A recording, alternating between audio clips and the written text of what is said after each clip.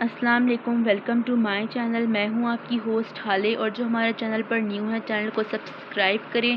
امید کرتی ہوں آپ کو ناول پسند آئے گا، تو چلیے آپ کو زیادہ وقت نہیں لیتے ہیں، ناول کو سٹارٹ کرتے ہیں۔ ناول کا نام ہے دشت ہرجائی، جس کی رائٹر ہیں سارہ عروج۔ رات کی تاریکی ہر سو چھائی ہوئی تھی، فضا میں چلتی تیز ہوا سے درختوں کے ہلتے چھن جن سے خاموشی میں سرسراہٹ پیدا ہوتی۔ دور سے کتوں کے بھونکنے کی آوازوں نے ماحول کو ایک اور حیرتناک بنایا ہوا تھا۔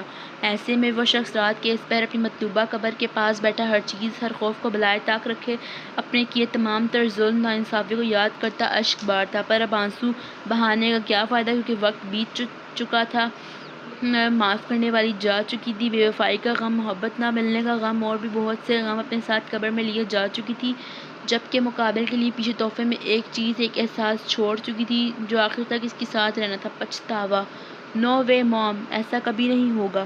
آپ کو میں نے پہلے بھی کہا تھا کہ میں زیاتن سے شادی نہیں کروں گا۔ بیٹا بات کو سمجھو، نکاح میں ہے وہ تمہارے اب سے نہیں، بچپن سے نام جڑا ہے اس کا تمہارے ساتھ۔ مسز شمائرہ نے اپنے خود سے اور ضدی بیٹے کو سمجھاتے ہوئے کہا۔ سو واٹ موم، میں کیا کر سکتا ہوں؟ مجھ سے پوچھ کر کروایا تھا نکاح آپ نے، ویسے بھی اس کا میرا کوئی جوڑ نہیں۔ ہم کہاں ہائی کلاس سوسائٹی اور وہ کہاں ٹپیکل لوگ۔ سوری، میں اس کے ایڈجسٹ نہیں کر سکتا۔ میں شادی اپنی مرضی سے کروں گا، اپنے ٹائپ کی لڑکی سے جو میرے ساتھ کھڑی ہو تو پتہ بھی چلے کہ میر حازم کے ساتھ کھڑی ہے۔ بیٹا تم تو اس سے ملے بھی نہیں ہو، ایک دفعہ سمائرہ سے مل تو لو، بیوی ہے وہ تمہاری، کم از کم میری عزت کا خیال کر لو۔ کیا جواب دوں گی بھائی کو؟ کتنی چاہت سے میں نے سمائرہ کو تمہارے نکاح میں رکھا تھا، تم بھی تو خوش تھے، پر اب کیوں تم نے اپنے آپ کو انگریزوں کے ماحول میں ڈھال لیا ہے؟ میں اس رشتے کو نہیں مانتا، یہ سب آپ نے اپنے شوق سے کیا ہے، ماموں لوگوں کو کیسے سمجھانا ہے وہ آپ خود دیکھیں گی۔ وہ نہایت بدتمیزی سے کہتا اپنا فون اور گاڑی کی چابیاں اٹھائے چلا گیا، جبکہ پیچھے مسز شمائلہ اپنے خود سر اور ضدی بیٹے کی ہر دھرمی پر کلرز کر رہ گئی۔ میر حازم میر زاویار اور شمائلہ کا اکلوتا بیٹا تھا، جس کا نکاح مسز شمائلہ نے بچپن میں اپنے بھائی کی بیٹی سمائرہ سے کروایا تھا۔ وہ اپنے بھائی کی بیٹی کو اپنی بہو کے روپ میں تصور کیے بہت خوش تھی، اس بات سے انجان کہ ان کا بیٹا ان کی تمام خوابوں کو چکنا چور کر دے گا۔ نکاح کے اگلے دن میر زاویار کی فیملی واپس امریکہ جا چکی تھی، کیونکہ ان کا کاروبار باہر کے ملک میں سیٹل تھا۔ باہر کے ملک میں رہتے ہوئے میر حازم کو باہر کی ہوا لگ چکی تھی، جس کی وجہ سے وہ اس ماحول کا عادی ہو چکا تھا۔ اس کو ہر چیز ویل سیٹل چاہیے ہوتی تھی، جبکہ وہ اپنی دنیا میں مگن یہ تک بھول چکا تھا کہ وہ کسی کے نام کے ساتھ منسوخ ہے، کوئی کتنی شدت سے اس کی واپسی کا منتظر ہے۔ دوسری طرف سمائرہ کے دل میں حازم کی محبت اندر تک جڑ پکڑ چکی تھی اور وہ اس کی محبت میں پور ڈوب چکی تھی۔ ہر رات اس امید سے سوتی کہ شاید اگلا دن میر حازم کا دیدار کروائے گا۔ وہ آفس میں اپنی راکنگ چیئر پر بیٹھا آفس کی فائل سائن کر رہا تھا کہ اس کی فون کی بجتی بیل نے اس کا تسلسل توڑا۔ Hello, what? آپ وہیں رکیے، میں ابھی آتا ہوں۔ مقابل سے ملنے والی خبر پر وہ تمام کام کو چھوڑا جلدی سے گھر کی جانب روانہ ہوا۔ نجمہ، نجمہ! وہ ہڑبڑاتا ہوا گھر میں داخل ہوا اور میڈ کو آواز دیتے ہوئے بولا۔ جی صاحب؟ موم کہاں ہے؟ جی وہ اپنے کمرے میں ہے۔ موم؟ وہ دروازہ کھولتا اندر کی جانب آیا، جبکہ حازم کو دیکھ کر وہ منہ موڑ چکی تھی۔ ناراض ہیں آپ؟ آئی ایم سوری، مجھے آپ سے ویسے بات نہیں کرنی چاہیے تھی، پلیز ناراض تو نہ ہوں۔ وہ کسی بچے کی طرح ہاتھ سے ان کا چہرہ اپنی جانب کرتے ہوئے بولا۔ کیوں آئے ہو؟ اب بھی نہ آتے، بات تو تم نے میری مانی نہیں ہے۔ اچھا ہے، جلدی مر جاؤں گی، جان چھوٹے گی تمہاری بھی، پھر کرتے رہنا اپنی مرضی۔ موم پلیز ایسا تو نہ بولیں، آپ جانتی ہیں ڈیڈ کے بعد میرا سب کچھ آپ ہی ہیں۔ وہ ایک دم تڑپتے ہوئے بولا۔ بیٹا تو مان لو نا میری بات، یوں اس عمر میں مجھے میرے اپنوں کے سامنے رسوا نہ کرو۔ میں چاہتی ہوں اپنی آنکھوں کے سامنے تمہارا گھر بستے ہوئے دیکھ لوں۔ روز خواب میں تمہارے بابا مجھے لینے آتے ہیں، میں بھی ان کے پاس جانا چاہتی ہوں، وہ بہت اکیلے ہیں، مجھے پکارتے ہیں۔ بیٹا میرے پاس وقت بہت کم ہے، اپنی ماں کی آخری خواہش سمجھ کر پورا کر دو۔ موم میں تیار ہوں، بس آپ اس طرح کی باتیں نہ کریں۔ وہ آنکھوں میں آئی نمی کو پرے دھکیلتے ہوئے بولا۔ بہت شکریہ بیٹا، تم نہیں جانتے تمہارے اس فیصلے نے مجھے کتنا پرسکون کیا ہے۔ وہ اس کی پیشانی کے بالوں کو ہٹائے محبت سے اس کے ماتھے کا بوسہ لیتے ہوئے بولی۔ اب آپ ریسٹ کریں موم، میں چلتا ہوں۔ سمائرہ، سمائرہ! کون سی بلا ہو تم، جس نے میری موم کو اپنا اسیر بنا لیا کہ تمہارے لیے مجھ سے ناراض تک ہو گئی ہیں؟ بس ایک دفعہ تم میر حازم کی دسترس میں آ جاؤ، میں تمہیں ایسا سبق سکھاؤں گا کہ تمہارے پاس آخری راستہ فرار کا ہوگا۔ حیات تنگ نہ کی تم پر تو میرا نام میر حازم نہیں۔ وہ کمرے سے منسلک بالکنی میں سگریٹ کے گہرے گہرے کش لگاتا اپنے احتشال پر قابو پاتا سمائرہ کے خلاف پروپیگنڈا بنا رہا تھا۔ آج وہ دن آن پہنچا تھا جب وہ پورے حق کے ساتھ اس کی شریک حیات کے روپ میں بیٹھ کر میر حازم کا انتظار کر رہی تھی۔ پورے کمرے کو سرخ اور سفید رنگوں کے پھولوں سے سجایا گیا تھا۔ کمرے میں موجود گلاب کے پھولوں اور خوشبو والی موم بتی کی بھینی بھینی خوشبو ماحول کو اور زیادہ خوابناک بنا رہی تھی۔ وہ پری وش لال رنگ کے خوبصورت جوڑے میں ملبوس بیڈ پر بیٹھی حازم کے آنے کی منتظر تھی۔ وہ بہت خوش تھی۔ اس کا برسوں کا سفر آج ختم ہونے والا تھا، مگر وہ پری پیکر اس بات سے بے خبر تھی کہ سفر ابھی ختم نہیں ہوا۔ رات کے 2:30 بج چکے تھے، لیکن حازم کا ابھی تک کچھ پتہ نہیں تھا۔ البتہ اس کا انتظار کرتے کرتے سمائرہ کی آنکھ لگ چکی تھی۔ 3 بجے کے قریب حازم کمرے میں داخل ہوا، جہاں وہ پری پیکر اس کو بیڈ کے ساتھ ٹیک لگائے سوتے ہوئے نظر آئی۔ ایک پل کے لیے وہ اس کے ہوش ربا حسن میں کھو سا گیا، لیکن پھر تمام تر پچھلی باتوں کو یاد کرتا، اپنی سوچوں کو جھٹکتا اس تک پہنچا، جھنجھوڑ کر اسے اٹھایا۔ یہاں میری نیندیں میرے سکون کو برباد کر کے خود سکون فرما رہی ہو؟ سمائرہ نے نیند میں سے جھنجھوڑ کر ایسے اٹھائے جانے پر بوجھل آنکھوں سے اس کی جانب دیکھا، جیسے بات کو سمجھنے کی کوشش کر رہی ہو۔ مجھے معاف کر دیں، وہ میری آنکھ لگ گئی تھی، وہ معصومیت سے سر جھکائے ہوئے بولی، جبکہ اس کا جواب سن کر حازم نے سمائرہ کی جانب ایسے دیکھا جیسے وہ کوئی پاگل ہو۔ یہاں تمہیں مذاق سوجھ رہی ہے؟ وہ معصوم اس کو غصے سے پھنکارتے دیکھ کر لرز سی گئی۔ ایسے کیا دیکھ رہی ہو؟ اوہ، یہی سوچ رہی ہو نا کہ میں عام دلہنوں کی طرح تمہارا دیدار نہیں کیا، تمہاری شان میں کوئی قصیدے نہیں پڑھے۔ تعریف اس صورت میں کی جاتی ہے اگر اس میں میری رضامندی شامل ہوتی، اور میں تمہیں یہ بتاتا چلوں کہ اس شادی میں میری کوئی خواہش، کوئی رضامندی نہیں ہے، وہ طنزیہ انداز میں کہتا ہوا اس کے دل کے ٹکڑے ٹکڑے کر گیا۔ حازم کے ایسے کہنے پر اس نے پلکوں کی گھنی جھالروں کو اٹھا کر اس کی آنکھوں میں دیکھا، جہاں اس لیے صرف ناپسندیدگی تھی۔ تم اگر اس لمحے یہاں موجود ہو تو صرف موم کی وجہ سے۔ پتہ نہیں تم نے ان پر کیا جادو کیا ہے کہ وہ مجھ سے منہ تک موڑ گئیں، صرف تمہاری بدولت۔ وہ ناگواری سے اس کو تکتے ہوئے بولا۔ اس بات سے انجان سامنے موجود لڑکی کا دل اپنے لفظوں سے چھلنی چھلنی کر رہا تھا۔ وہ شادی کی پہلی ہی رات اپنے شوہر کے منہ سے لفظوں کی صورت میں ٹپکتی نفرت سے دل برداشتہ ہو رہی تھی۔ آنسو روانی سے بہنے کے لیے تیار تھے، لیکن وہ سنگ دل کے سامنے بہا کر خود کو کمزور نہیں کرنا چاہتی تھی۔ اب پوری رات کیا یہیں بیٹھنے کا ارادہ ہے؟ اٹھو یہاں سے۔ وہ اس کو اٹھنے کا حکم دیتا خود مزے سے پورے بستر پر نیند دراز ہو چکا تھا، جبکہ وہ اپنی تسلیل پر آنسو سے بھری آنکھوں اور ٹوٹے ہوئے دل کے ساتھ ڈریسنگ روم میں بند ہو گئی، اور وہیں دروازے کے سامنے ساتھ بیٹھے ہوئے کب سے روکے گئے آنسو کو بہانے لگی۔ ٹھنڈے فرش پر بیٹھی وہ سسک رہی تھی۔ ہر لڑکی کی طرح اس نے بھی کئی خواب دیکھے تھے، لیکن جس شخص سے اس نے امیدیں لگائی وہی اس کے خوابوں کا قاتل ثابت ہوا۔ بچپن سے اس دل میں اس کے لیے محبت تھی۔ وہ محبت بڑھتی عمر کے ساتھ پروان چڑھی، لیکن مقابل کی نظروں میں اس کی کوئی اہمیت نہیں تھی۔ وہ بیچاری ارمانوں کی ماری معصوم وہیں ٹھنڈے فرش پر روتے روتے سو چکی تھی، جبکہ حازم ہر بات سے بے خبر اب خود اپنے مہنگے بیڈ پر سکون کی نیند فرما رہا تھا۔ سمائرہ کی آنکھ تہجد کے نماز کے وقت کھلی، اپنے آپ کو فرش پر دیکھ کر ماحول کو سمجھنے کی کوشش کرنے لگی، لیکن یکدم گزشتہ رات کے لمحات یاد کر کے ایک دفعہ پھر اس کا دل خون کے آنسو رونے لگا کہ کس طرح حازم نے اس کو حقیر جانا۔ وہ اس کے لیے ایک زبردستی کا بوجھ تھی۔ یہ سوچتے ہی آنسو ایک بار پھر سے اس کی آنکھوں سے بہنے لگے تھے۔ شادی کی پہلی صبح اتنی تلخ ہوگی ایسا تو نہیں سوچا تھا اس نے۔ وہ جلدی سے اٹھ کر فریش ہوئی اور اپنا تمام حال دل اپنے خدا کے آگے بیان کیا۔ بے شک اس کے سوا کوئی دلوں کے راز نہیں جانتا۔ دوران نماز اشک اس کی آنکھوں سے رواں تھے۔ نماز کے بعد جائے نماز لپیٹ کر اس کو جگہ پر رکھتی بالکنی میں آ گئی، جہاں پودوں پر گرتی اوس، فلک سے چلتی ٹھنڈی ٹھنڈی ہوائیں اس کو معتبر کر رہی تھیں۔ کھلی فضا میں اس نے ایک لمبا سانس اندر کی جانب کھینچا، جیسے خود کو ہلکا کرنے کی کوشش کر رہی ہو۔ تھوڑی دیر بالکنی میں کھڑے ہونے کے بعد واپس کمرے میں آئی، ایک نظر بستر پر پھیل کر لیٹے حازم کو دیکھا اور خود صوفے پر آ کر لیٹ گئی۔ حازم کمرے میں داخل ہوا تو اس کی نظر تیار ہوتی سمائرہ پر گئی، جو گرین اور گولڈ رنگ کے لباس میں ملبوس اپنے کمر تک آتے گھنے بالوں کو کھولے آنکھوں میں کاجل لگا رہی تھی۔ اس لمبے بالوں کو دیکھ کر دل ہی میں اس نے تعریف کی تھی، مگر تعریف زبان پر آنے سے انکاری تھی۔ اسے انا غرور آڑے آ رہی تھی۔ کاجل کے بعد اس نے لپسٹک اٹھائی تاکہ اپنے خوبصورت ہونٹوں کو اس سے رنگ سکے، لیکن حازم آگے بڑھتا اس کے ہاتھ سے لپسٹک پکڑتا اس کی خواہش کو ناکام کر گیا۔ مجھے یہ سب فضول کے ڈرامے بالکل پسند نہیں ہیں، وہ لپسٹک کو ڈریسنگ ٹیبل پر پٹکتے ہوئے بولا۔ آئندہ اس چیز کا خیال رکھنا۔ وہ نہایت تلخ لہجے میں اس سے مخاطب ہوا اور ڈریسنگ سے منسلک الماری میں گیا، وہاں سے ایک چھوٹا سا لال رنگ کا باکس نکال کر لایا اور احسان کرنے والے انداز میں اس کی جانب کیا۔ یہ لو پہن لینا، موم نے دیے تھے۔ سمائرہ نے درد سی بھری آنکھیں اٹھا کر اس کی جانب دیکھا، جیسے یہ باور کروانا چاہ رہی ہو سارے ارمان تو چکنا چور کر چکے ہو، اب اس کھوکھلی چیز کا کیا فائدہ؟ میں نے یہ پہننے کے لیے دیے ہیں، نہ کہ انہیں یہاں رکھنے کے لیے۔ اس کو باکس ڈراز میں رکھتے دیکھ کر بولا۔ میری بات نظر انداز کی جائے، یہ مجھے بالکل بھی گوارا نہیں۔ وہ غصے میں اس کی جانب بڑھا، باکس کو تھام کر ان میں سے سونے کی نفیس کنگن نکال کر سختی سے اس کی کلائی تھام کر اس میں پہناتے ہوئے بولا۔ سختی سے کلائی تھامے جانے پر اس کی سسکیاں نکلی۔ چلو اب نیچے اور اپنا بوٹ ٹھیک رکھنا، آئندہ شکایت کا موقع نہ ملے، وہ کہتا باہر کی جانب بڑھا جبکہ وہ اپنی کلائی کو سلانے لگی جہاں اس کی انگلیوں کے نشان واضح تھے۔ سمائرہ اور حازم کی شادی کو 1 ہفتہ ہو چکا تھا۔ سب کچھ اپنے معمول کے مطابق چل رہا تھا۔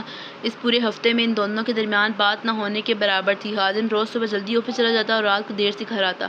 ان کے مابین تعلق کو دیکھ کر حازم کی ماں بہت پریشان تھی۔ انہوں نے حازم کو کافی دفعہ سمجھانے کی کوشش کی تھی کہ اس طرح سمائرہ سے لا تعلقی نہ برتے، ایک اچھے شوہر کی طرح اس کا خیال رکھا کرے، اپنے اور اس کے رشتے کو پروان چڑھائے، لیکن وہ ان سے صاف کہہ چکا تھا۔ ان کے کہنے کے مطابق وہ شادی تو کر چکا ہے پر ایسا کوئی رشتہ وہ نہیں بنانا چاہتا۔ حازم کی بات سن کر اس کی ماں بہت دل برداشتہ ہوئی تھی۔ ماما سوپ پی لیں، پھر آپ نے میڈیسن بھی لینی ہے۔ سمائرہ شمائلہ بیگم کے کمرے کا دروازہ نوک کر کے داخل ہوئی جہاں وہ آنکھوں پر ہاتھ رکھے لیٹی ہوئی تھی۔ 2 دن سے شمائلہ بیگم کی طبیعت کافی ناساز تھی۔ ان کی دیکھ بھال کی تمام تر ذمہ داری اس نے اپنے ذمہ لی تھی۔ سمی تم کیا گھر میں ایسے اتنے سادہ حلیے میں گھوم رہی ہو؟ بیٹا تھوڑا تیار ہو کر رہا کرو، نہ ہاتھوں میں چوڑیاں ہیں نہ ہونٹوں پر لپسٹک، کہیں سے بھی سہاگن نہیں لگ رہی۔ شمائلہ بیگم سوپ پیتے اس کا جائزہ لیتے ہوئے بولی، جو کہ سادہ کاٹن سوٹ میں ملبوس، سر پہ نفاست سے دوپٹہ اوڑھے ان کے سامنے بیٹھی انہیں اپنے ہاتھوں سے سوپ پلا رہی تھی۔ شمائلہ بیگم کی بات سن کر ایک پل کے لیے اس کا ہاتھ تھما اور 2 دن پہلے کا منظر اس کی آنکھوں کے سامنے لہرایا۔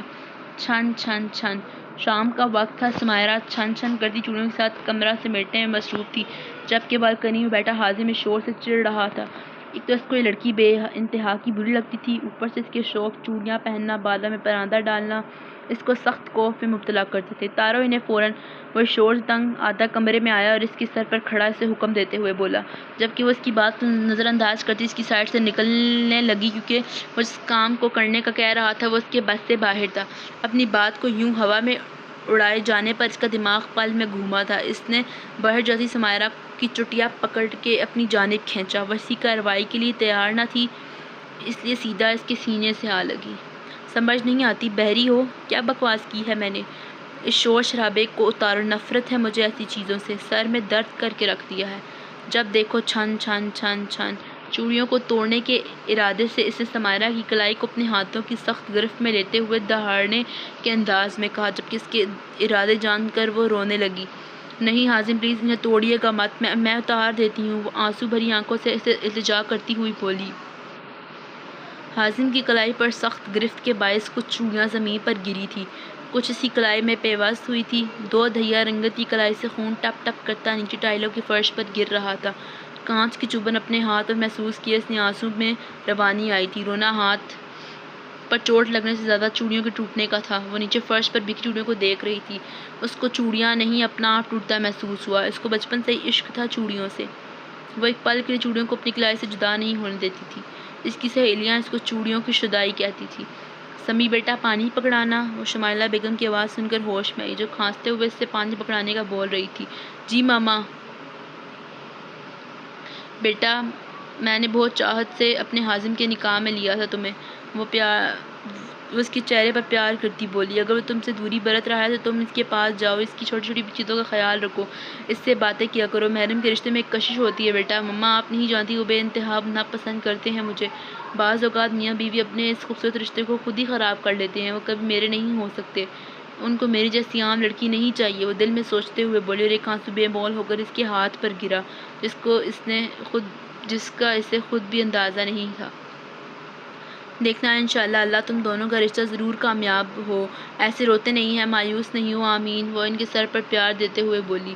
حازم آفس سے آنے کے بعد سیدھا شمائلہ بیگم کے کمرے میں ان سے ملنے گیا، لیکن ان نے حازم سے کوئی بات نہ کی اور یہ کہہ کر کمرے سے نکال جانے کا کہا، جب تک وہ اپنے اور سمائرہ کے رشتے کو صحیح نہیں کر لے گا، اس کو اپنی بیوی ہونے کا حق نہیں دے گا، تب تک اپنا چہرہ نہ دکھائے گی۔ سن کر اس نے بہت واویلا مچایا کہ میں آپ کا بیٹا ہوں اور آپ ایک پڑھائی لڑکی کے لیے اپنے بیٹے سے ایسے سلوک کریں گی؟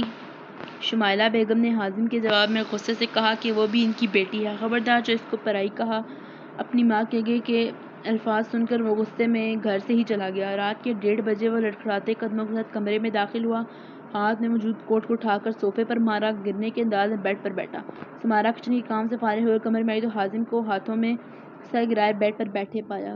یہ کب آئے؟ وہ خود سے ہم کلام ہوتے ہوئے بولی۔ حازم اپنے نام کی پکار پر اس نے خون آشام آنکھیں اٹھا کر سامنے کھڑی سمائرہ کی جانب دیکھا۔ جسے دیکھ کر ایک لمحے کے لیے وہ لرز سی گئی۔ وہ یہ پوچھنا تھا کھانا لاؤں آپ کے لیے؟ وہ اپنے خوف پر قابو پاتی بولی، زہر لا دو۔ وہ پھاڑ کھانے والے انداز میں بولا، اس کی دھاڑ پر خوف سے اس نے اپنی دونوں آنکھیں بھینجی تھی۔ تم وہ ہو جس کی وجہ سے میری ماں مجھ سے بات کرنا گوارا نہیں کرتی۔ میری ماں کو مجھ سے دور کرنا چاہتی ہو نا تم؟ کیا پھول پٹیاں پڑھاتی رہی ہو موم کو تم کہ میں جابر ہوں، بہت ستم ڈھاتا ہوں تم پر، تمہیں تمہارے حقوق نہیں دیتا؟ اس کی گردن میں ہاتھ ڈالے اپنا چہرے سے قریب کرتے ہوئے بولا، نہیں میں نے کوئی شکایت نہیں کی، جھوٹ۔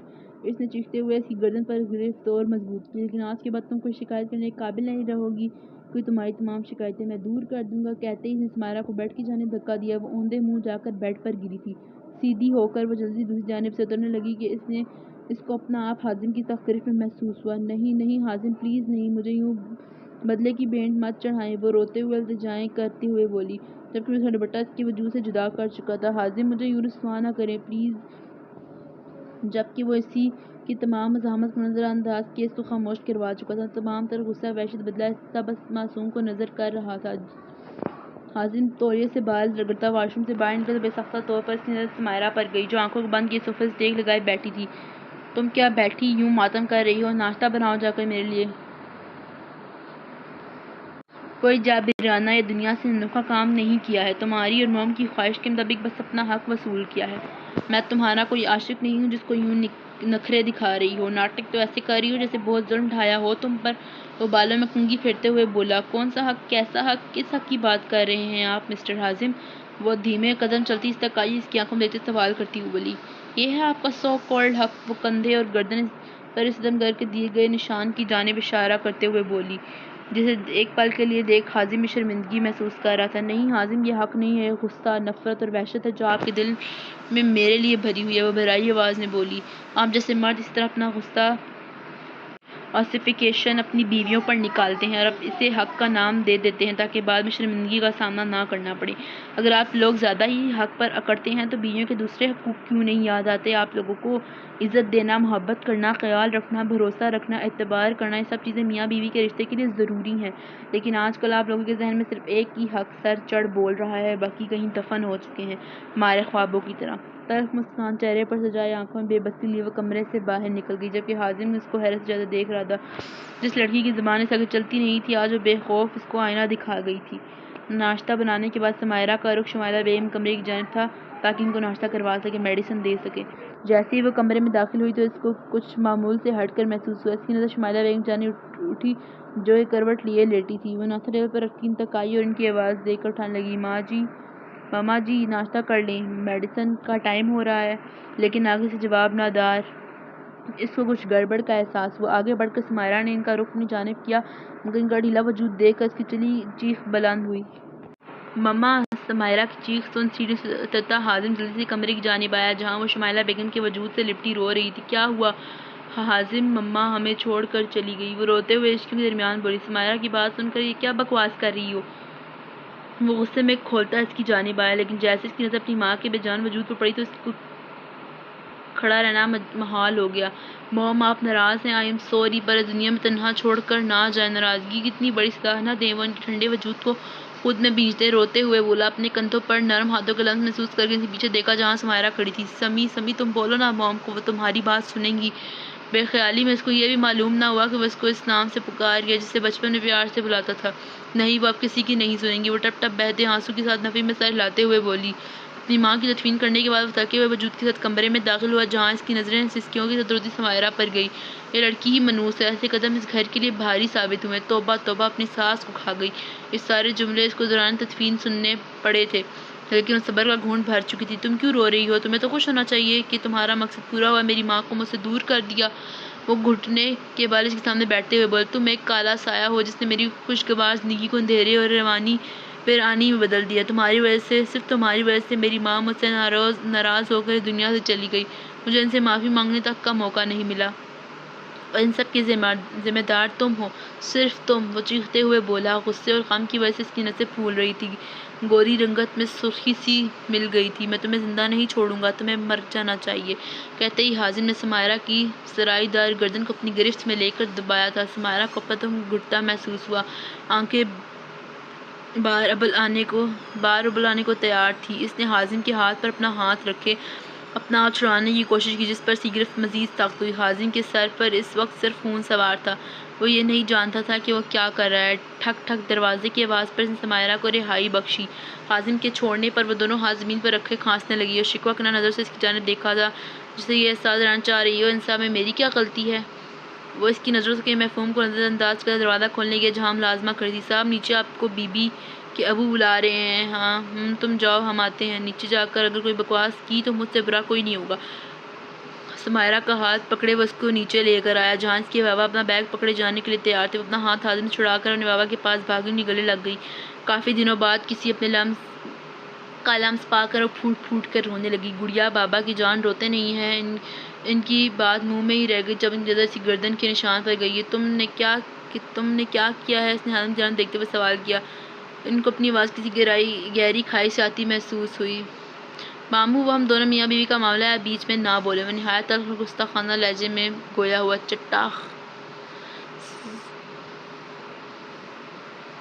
چٹاخ سمائرہ کے بابا کے ہاتھ سے تھپڑ نے حازم کی چلتی زبان کو کفل لگایا۔ کس طرح بات کر رہے ہو؟ لگتا ہے باہر کے ملک میں رہ کر تم تمیز و تہذیب بھول چکے ہو۔ افسوس ہو رہا ہے مجھے اپنی مرحوم بہن پر جو تمہاری صحیح تربیت نہ کر سکی۔ ماموں پلیز، میری موم کے بارے میں ایک لفظ برداشت نہیں کروں گا۔ وہ غصے کے عالم میں مٹھیاں بھینچتے ہوئے بولا۔ کیوں نہ بولوں؟ تم میں کہیں سے بھی اپنے والدین کے جراثیم نہیں ہیں۔ کیا تمہارے باپ نے آج تک تمہاری ماں پر ہاتھ اٹھایا؟ تم نے اپنی بیوی پر کیسے ہاتھ اٹھایا؟ عورت پر ہاتھ اٹھانا مرد کی مردانگی نہیں بلکہ بزدلی ہوتی ہے۔ اب میں یہاں ایک لمحہ اپنی بیٹی کو تم جیسے وحشی اور انسانیت سے گرے ہوئے انسان کے ساتھ نہیں رہنے دوں گا۔ اگر آپ اپنی بیٹی کو لے کر یہاں سے گئے تو واپسی کے دروازے اس کے لیے ہمیشہ بند رہیں گے۔ اگر آپ یہ سوچ رہے ہیں کہ خلا دلائیں گے تو میں آپ کو یہ یاد کروا دوں کہ ہمارے خاندان میں خلا لینا مکروہ ہے اور طلاق میں دوں گا نہیں۔ اب فیصلہ آپ پر ہے۔ وہ طنزیہ مسکراہٹ کے ساتھ جتانے والے انداز میں کہتا گھر سے نکل گئے۔ بات اس کی انا کو کہاں گوارا تھی کہ کوئی اس کو دھتکارے۔ گڑیا چلو تم میرے ساتھ۔ نہیں بابا، میں انہیں اس حال میں اکیلا چھوڑ کر نہیں جا سکتی۔ خدا کو حاضر و ناظر جان کر میں نے انہیں قبول کیا ہے۔ رخصتی کے وقت آپ نے اور ماما نے کہا تھا کہ شادی کے بعد سسرال ہی عورت کا اصل گھر ہوتا ہے۔ اس کو سنوارنا بنانا سب عورت کے ہاتھ میں ہے اور میں اپنا گھر توڑنا نہیں چاہتی۔ میں ایک طلاق یافتہ عورت بن کر لوگوں کی نظروں میں مظلوم نہیں بننا چاہتی۔ یہ داغ نہیں چاہتی میں اپنے دامن پر۔ آپ نے کہا تھا کہ آپ کا بھرم رکھوں اور آپ کی گڑیا کبھی آپ کا بھرم ٹوٹنے نہیں دے گی۔ وہ مسکراہٹ اپنے ہونٹوں پر جائے اپنے بابا سے بولی۔ وہ اپنی آنکھوں میں آئی نمی کو پرے دھکیلتے اس کے سر پر ہاتھ رکھے ہمیشہ خوش رہنے کی دعا دے کر جا چکے تھے۔ حازم کی ماں کو اس دنیا سے رخصت ہوئے 1 مہینہ بیت چکا تھا۔ کہتے ہیں کسی کے جانے سے وقت رکتا نہیں ہے۔ تھوڑے عرصے کے لیے ان کے ساتھ بتائے گئے لمحے یاد آتے ہیں۔ انسان ان لمحوں کے حصار میں ہوتا ہے پر بہت جلد وہ واپس اپنی زندگی میں مصروف ہو جاتا ہے۔ کچھ ایسا ہی حال حازم کا بھی تھا۔ وہ اپنی زندگی میں مگن ہو چکا تھا۔ ہیل کی ٹک ٹک کرتی آواز پورے فلور پر گونج رہی تھی۔ وہ لڑکی گرلز پینک کوٹ میں بلبوز بالوں میں پونی میں مقید کیے آنکھوں میں مہنگے سن گلاسز لگائے آگے بڑھ رہی تھی، جبکہ اس لڑکی کے گارڈز اس کے پیچھے ہاتھوں میں گن تھامے اس کی پیروی کر رہے تھے۔ وہ اپنے آفس کے گلاس کے دروازے کو دھکیل کر اندر داخل ہوئی اور مغرور چال چلتی چوکور میز کے سامنے رکھی راکنگ چیئر پر جا بیٹھی،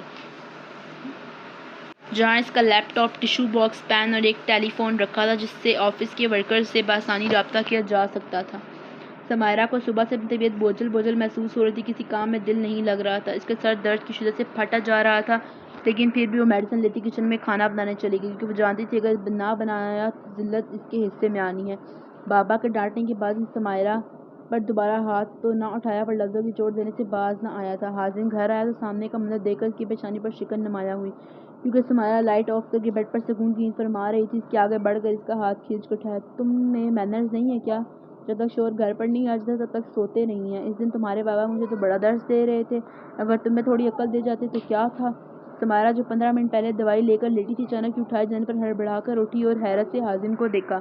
اب یوں آنکھیں پھاڑ پھاڑ کر کیا دیکھ رہی ہو؟ کھانا لگاؤ اور میں فریش ہو کر آتا ہوں۔ وہ حکم دیتے ہوئے جا چکا تھا مگر اپنی انا اپنے غرور اور غصے میں اس کے سر پر باندھے گئے دوپٹے کو نہ دیکھ پایا یا پھر دیکھ کر بھی انجان بن گیا۔ وہ فریش ہو کر نیچے آیا تب تک وہ کھانا لگا چکی تھی۔ وہ کرسی کھینچ کر اس پر بیٹھ کر کھانا کھانے لگا۔ تمہیں کیا ہوا ہے؟ وہ اس کو ٹیبل پر سر ٹکائے دیکھ کر بولا۔ کچھ نہیں، بس ایسے ہی سر میں درد ہے۔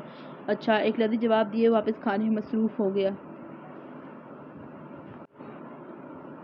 میں تم سے بہت پیار کرتی ہوں، میں تمہیں حاصل کر کے اپنی روح میں چھپا لوں گی۔ وہ لڑکی شاندار کمرے میں موجود جہاں اس کے آرام کی ہر خواہش مہیا تھی۔ نائٹ بلب کی روشنی میں کسی خوبصورت نوجوان کی تصویر ہاتھوں میں تھامے ایک ٹرانس کی کیفیت میں بول رہی تھی، برتن سمیٹ کر جلدی سے اوپر پہنچو۔ حازم سمائرہ سے کہتا کمرے میں چلا گیا، جبکہ وہ سر میں اٹھنے والی درد کو برداشت کرتی کچن سمیٹ کر کمرے میں آئی جہاں حازم پہلے سے بیڈ پر لیٹا اس کا انتظار کر رہا تھا۔ میں نے سونے کے لیے نہیں کہا، پہلے سر دباؤ، میرا سر درد ہو گیا ہے، سارا دن آفس میں ورکرز کے ساتھ سر کھپانا پڑتا ہے۔ وہ اس کو لیٹے دیکھ کر بولا جبکہ وہ خاموشی سے اپنے نازک ہاتھوں سے اس کا سر دبانے لگی۔ تھوڑا زور سے دباؤ، جان نہیں ہے کیا ہاتھوں میں؟ تمہیں نہ کبھی عقل نہیں آنی۔ یہاں لیٹو، میں بتاتا ہوں کیسے دباتے ہیں۔ کہنے کو تو ایک سلیقہ شعور لڑکی ہو مگر کوئی بھی کام ڈھنگ سے نہیں کر سکتی۔ حازم اٹھ کر بیٹھا اور سمائرہ کا سر اپنی گود میں رکھ کر آرام آرام سے اس کے سر کی مالش کرنے لگا۔ اس طرح دباتے ہیں، وہ اس کی سر کی فزیو کرتے ہوئے بولا، جب دوسری طرف سمائرہ سر میں سکون ملنے کے باعث نیند کی وادیوں میں کھو چکی تھی۔ سمائرہ کو سوتے دیکھ اس نے اس کو صحیح سے لٹایا اور خود بھی اس کے ساتھ لیٹ گیا اور اس کے بالوں میں ہاتھ پھیرنے لگا۔ وہ جانتا تھا کہ اس کے سر میں درد ہو رہا ہے، لیکن یہ چیز اس کو انا کو گوارا نہیں تھی کہ وہ خود سے اسے دبانے میں پہل کرے، اس لیے اس کو سکھانے کا ناٹک رچائے، اس کے سر کی مالش کرے۔ حازم کا دل سمائرہ کے لیے نرم پڑ رہا تھا، لیکن وہ ایسا کچھ سوچنا نہیں چاہتا تھا۔ کیا ان کی زندگی، ان کی کہانی مکمل ہو پائے گی یا لے گی سمائرہ کی زندگی نیا موڑ؟ کہنا یہ تھا، یہ ایک بڑا ہال نما میٹنگ روم تھا جس کے وسط میں ایک لمبی گول میز رکھی گئی تھی جہاں دنیا کے مشہور بزنس ڈیلر اپنی نشست کے سامنے لیپ ٹاپ رکھے بیٹھے آنے والی شخصیت کا انتظار کر رہے تھے۔ قدموں کی چھاپ پر سے سب داخلی دروازے کی جانب متوجہ ہوئے، جو اس بات کا اشارہ تھا کہ ان کا انتظار ختم ہوا ہے، کیونکہ وہاں سے ایک میچور لڑکی اپنی سیکرٹری کے ساتھ داخل ہوئی۔ اس لڑکی کے اندر داخل ہوتے ہی حازم پر ایک سحر سا طاری ہوا۔ وہ دم بخود سا اس کو دیکھ رہا تھا، گوری رنگت، لمبی ناک، ہلکے میک اپ زدہ چہرہ، باریک کٹاؤ دار لب، گہری نیلی آنکھیں، اوپر سے ویل کانفیڈنٹ۔ اس لڑکی کو دیکھتے ہی حازم کے دل سے آواز آئی، یہ لڑکی میر حازم کے لیے پرفیکٹ ہے۔ ہیلو، گڈ مارننگ، مائی نیم از رباب شمس۔ رباب نے اندر داخل ہو کر اپنا تعارف کروایا اور پھر پریزنٹیشن شروع کی۔ اس کی آواز میں ایک کشش سی تھی جس نے میر حازم کے ساتھ سب کو اپنی جانب جکڑا ہوا تھا۔ سمائرہ جو کمرہ صاف کرنے کے بعد کچن میں کھانا بنانے کے لیے داخل ہوئی تھی، چکر آنے کے باعث ٹیبل کا سہارا لیا۔ کیا ہوا بی بی جی؟ یہ نے پانی پیے۔ ملازمہ جو برتن دھو رہی تھی سمائرہ کو دیکھ کر اس تک آئی۔ کچھ نہیں، بس چکر سے آ رہے ہیں اور سر میں درد رہتا ہے، وہ پانی پکڑتے ہوئے بولی۔ بی بی جی میری مانے تو آپ ایک بار ڈاکٹر سے بات کر لیں، وہ برتن دھوتے ہوئے بولی۔ میر حازم، جیسا کہ آج کی پریزنٹیشن کے مطابق ہم یہ ڈیل آپ کے ساتھ فائنل کر چکے ہیں اور یہ امید رکھتے ہیں کہ آپ ہمارے بزنس کو مزید آگے لے کر جائیں گے۔ میٹنگ ختم ہونے کے بعد روم میں صرف حازم اور رباب تھے۔ یس شیور مس رباب، وہ اس کی نیلی آنکھوں میں دیکھتے ہوئے بولا۔ وہ اس کی آنکھوں میں اپنے لیے پسندیدگی اور ستائش دیکھ بہت خوش ہوئی تھی، لیکن یہ خوشی کسی کے سامنے ظاہر کرنا نہیں چاہتی تھی کیونکہ اس نے آج تک جھکنا نہیں سیکھا تھا۔ اوکے میر حازم، میں چلتی ہوں، باقی کی ڈسکشن کل ہم کسی ریسٹورنٹ میں کریں گے۔ وہ اپنی نین نشیلی آنکھوں پر چشموں کا پہرا لگاتی ہوئے بولی۔ اگر آپ نے ڈسکشن میرے گھر پر لنچ کر کے کریں گی تو مجھے زیادہ خوشی ہوگی، وہ مسکراتے ہوئے بولا۔ اور آپ کو ایسا کیوں لگتا ہے کہ میں آپ کی بات مانوں گی؟ وہ اپنے دونوں ہاتھوں کو سینے پر باندھ کر بولی۔ کیونکہ میر حازم کو آج تک کسی نے انکار نہیں کیا۔ چہرے پر مغرور مسکراہٹ سجا کر جواب دیا گیا۔ اور اگر میں انکار کر دوں، وہ گلاسز کو ٹھیک کرتے ہوئے بولی، تو پھر میں یہ سمجھوں گا کہ آپ مجھ سے گھبرا رہی ہیں اور میرا چیلنج ریجیکٹ کیا ہے۔ جی نہیں، آئی لائک چیلنجز۔ سو کل لنچ آپ کے گھر پر مسٹر میر حازم، وہ مسکرا کر بولتی اپنا فون ٹیبل سے اٹھائے باہر کی سمت چل دی، جبکہ میر کے بقول اس کا دل بھی اپنے ساتھ لے جا چکی تھی۔